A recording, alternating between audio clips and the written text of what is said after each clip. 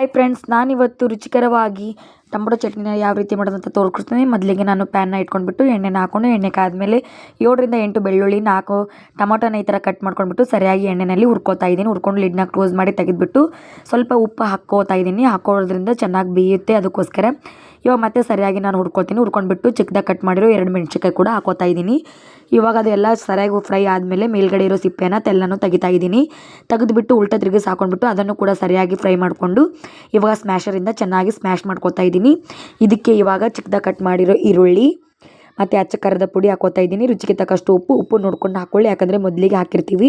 ಸ್ವಲ್ಪ ನಿಂಬೆಹಣ್ಣು ರಸನ ಹಿಂಡ್ಕೋತಾ ಇದ್ದೀನಿ. ಕೊತ್ತಂಬರಿ ಕೂಡ ಕಟ್ ಮಾಡ್ಕೊಂಡು ಹಾಕ್ಕೊಂಡಿದ್ದೀನಿ.